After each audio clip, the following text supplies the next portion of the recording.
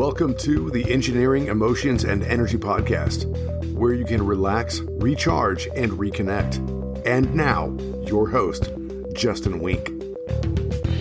Today, I'm talking about being your own truth detector. Let me ask you a question. How open are you to new information? Or are you only open to new information if it comes from a supposedly trusted source or trusted authority?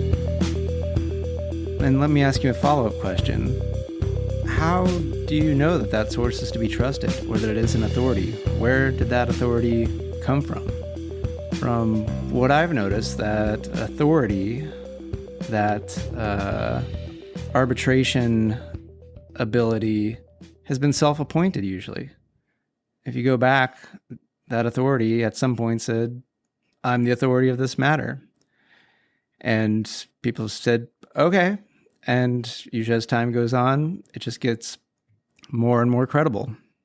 So am I saying don't pay attention to authorities or people that claim that they have the truth of a situation? Absolutely not. That would be silly, and that would probably take too much time.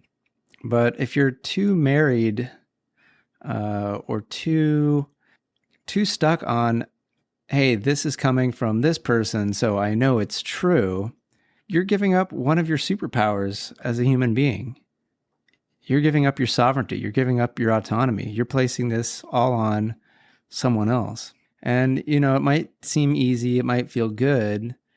Yet, how good is it going to feel if you've been following some authority figure or some source of truth, and eventually you find yourself, you've lost a lot of money, or you've lost your health, or maybe you've lost some important relationships because maybe they don't agree with that authority figure or that source of truth and they disagree with you. And it's all because you put all of your decision-making, all of your discernment into something outside of yourself. What today is about, it's about being your own source of truth, being your own truth detector.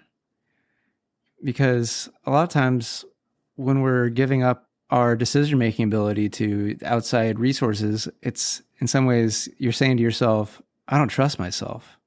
I trust someone else more than I trust myself.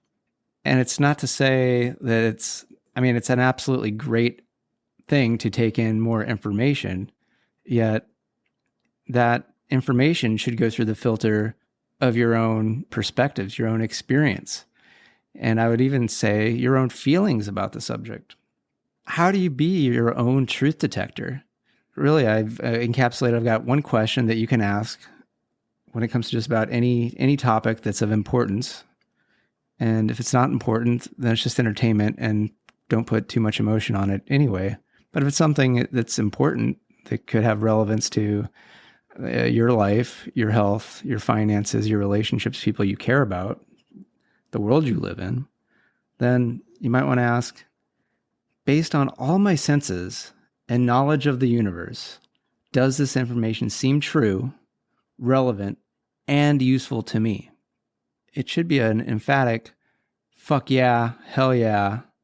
Then that's something you want to go with. You want to take action on that information. But if the answer is a no, then it's time to keep looking, find better information, or start to trust your intuition, your gut. Because sometimes we discount how we might feel about something. I'm not talking about the knee-jerk reactions that we often have when we're on social media where we're put into a state of fear or anger. I'm talking about you're quiet, you're calm, you're relaxed. And if you don't remember that state, then I'm going to encourage you to join me on my Tuesday 20s where we relax, recharge, and reconnect with some guided relaxation practices.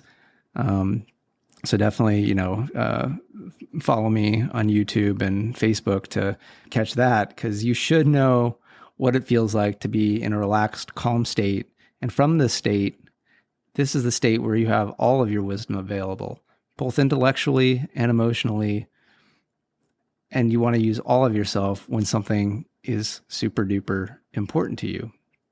You might get a gut feeling or just something in your intuition or a little voice, and it's going to be softer, that says like, nah, that's not for me.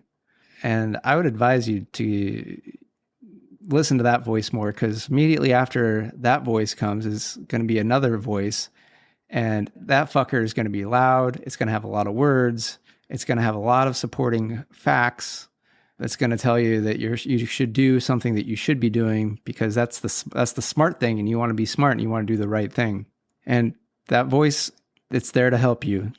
It's always been there to help you, yet it doesn't necessarily know everything. There's other aspects of you that know things. True fact, even when it comes to me, I would encourage you to, ask the same question of anything I say, that based on my senses, knowledge of the universe, does this information seem true, relevant, useful to me? What I'm going to say is the number of neurons located outside of the brain.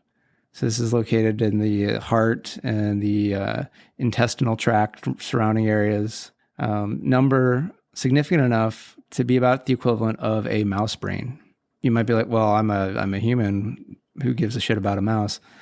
A mouse is not a trivial amount of intelligence to get away. If you've ever had like a mouse or a rat get into maybe your car or your attic, and you've needed to try to figure out how to keep them out or get them away, you've probably realized that they can be smarter than you would like.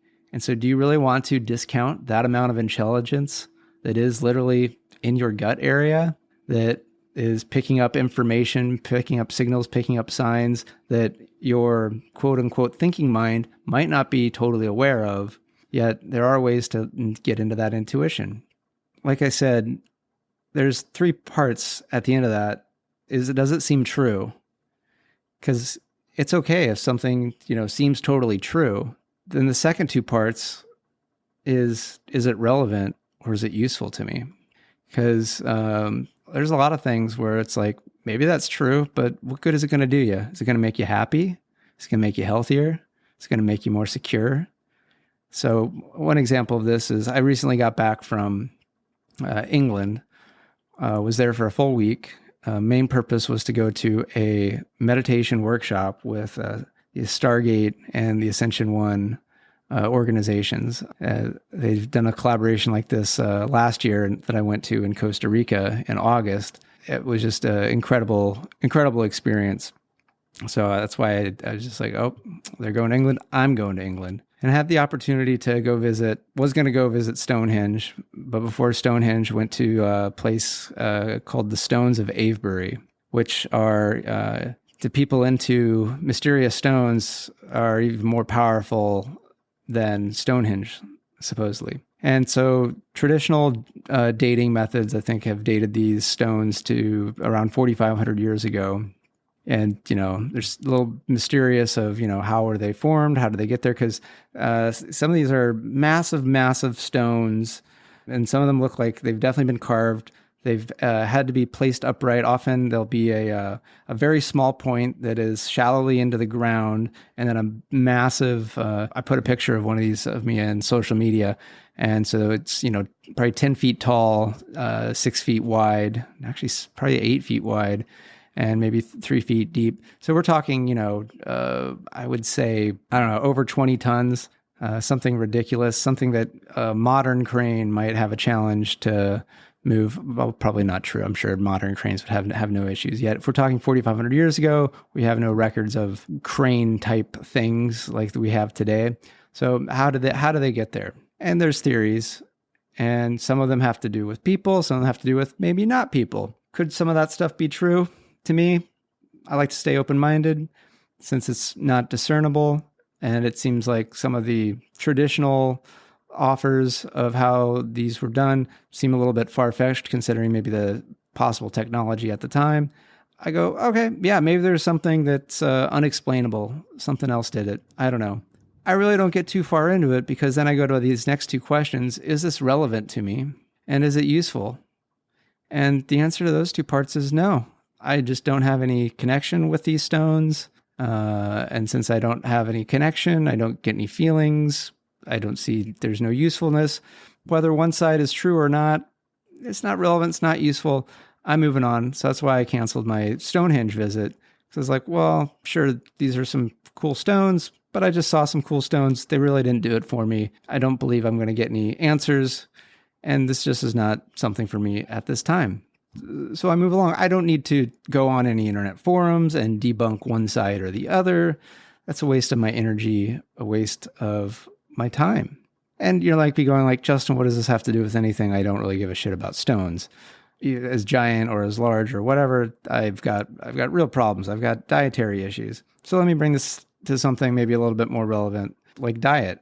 There's lots of authorities on diet. And if you start to dig into the history of recommended diets, you see that it's not often as based on good quality science as we would like to believe. We often like to think that we're being told this because this is the optimal for human health. I'm not going to get into too much. There's like so many documentaries and other people like Vinnie Tortorich is fantastic, good podcast on kind of going over stuff like that. If you really start to, even just at a very simple level, kind of go, this is where maybe using your other senses, you can still go into a gym and get a personal trainer. They will tell you something like, all right, nutrition's important. So we're going to want you to be eating, 6 times a day. We want to fuel that fire. We want to keep that metabolism going, because your metabolism, it's just like a coal fire. And so we got to put a little fuel, put a little food into that. So it keeps you going, keeps you burning fat, and that's going to keep you feeling good. This is one of those where you don't need to have studied nutrition. And in fact, it's probably better that you haven't studied nutrition, because there's a lot of nutrition, the history of like the School of Dietitians that was founded with close relations to Kellogg's and Kellogg's cereal. There's some connections there. You don't need to have studied this to just consider a few things. At all times, have humans always had the ability to eat regularly every hour and a half, every couple hours throughout human history? Even if you and I maybe don't even agree on how long human history is, right? No, there's been lots of times early on in human history where people would have needed to go for long periods of time without eating. Would it be good design, whether we're talking evolution or otherwise, for that design of the human to, if you don't have enough food in the system, the metabolism completely shuts down almost immediately and you don't have energy and you can't do things? Already there's a little bit of, to me, it's suspect that I have to be eating a lot of stuff nonstop to be able to do work, to be able to do things, to be able to move things around and lift weights and whatnot. Like from a survival standpoint, there'd be a quite the benefit that if I was to maybe go a long period without eating, that maybe that would actually make me healthier and more energetic so that then I can get the food when there's the opportune time to get it. Might that not be more advantageous than this other system where I'm eating regularly? And if I'm eating regularly, that means I need to purchase large amounts of things, and who benefits from that? Whereas going long amounts of time without eating, who benefits? Just you. And this is all stuff that you can try out, you can look up, you can find. I'm not trying to recommend one way of eating or another. I'm just saying, be open your mind up, and be your own truth detector. Ask yourself, based on everything I know about the universe, through my knowledge, through my senses, does this information seem true, relevant, and useful to me? And if it's a yes, then absolutely go for it. Yet, I do want to caution that just because it's a yes for you, that doesn't necessarily mean it's a yes for everybody else. And also, if it's a no for you, that doesn't necessarily mean it's a no for everybody else, because we are all individuals. Sometimes some things work for me, but not going to work for you. Might work for you, but might not work for somebody in your family. It's really important that we distinguish what's good for me versus maybe what might be good for other people or a large population of people. So I'm a big believer in statistics are important, yet when it comes to me, I'm going to choose where in the statistics I want to be. I'm going to set my intention that says that, if somebody comes down with this condition, I just listened to a podcast with Jim Fortin where he's interviewing somebody who basically cured themselves of multiple sclerosis. Usually it's people get that. That's a lifelong. Here's your prescription for permanent disability. Good luck, whatever. We're just going to try to ease the pain. So there's the statistics. And then there's where do you want to be? And this gentleman that was interviewed, he was like, nope, I'm going to get better. And he got better. Be your own truth detector because you are powerful. You do have insights. You do have access to more information than you can possibly realize. And when you fully utilize all of you, you can then really create the world you want to create. Because you've already really been creating the world that you've already created. Just there's a good chance that you haven't been aware of the operating system that you've been running. And that's one of the things that I know you enjoy about listening to this show is ways to kind of like understand your current operating system and make the tweaks so that you can start to live the life that you, as the owner of your system, of your human system, that you want to live, that you want to have. Because probably you're sick. You might be sick. You might be literally tired of living a life for other people. And so this really is about living a life for you. I'm here to assist you as much as I can in any way I can. And if this stuff isn't relevant and it's not useful, or you don't find it true, that's okay. Go find something that is. Go find something that is. I want to thank you so much for listening. It's great to be back from my trip. It was a great trip. The eating could have left a little bit to desired. So I'm actually in the middle of like a 10-day sugar detox cleanse. So that's been interesting because just while traveling, it's like sweets and fun food. So I continue to question and be open and try new things. This cleanse I'm doing, I've never done before. Yet I just was like, well, let's try something out. Let me learn something about myself and see if it works for me or not. So far, so good. So hope things continue to be good for you and take care and keep finding ways to relax, recharge, and reconnect. And good day. If you want to contact the show, email me at podcast@justinwink.com. That's Justin, W-E-N-C-K. And find me on social media, Justin Wink, Ph.D. on Facebook, Instagram, LinkedIn, TikTok, and YouTube. And if you want ways so that you can relax, recharge, and reconnect, find the Tuesday 20 every Tuesday at 12:05 p.m. Pacific.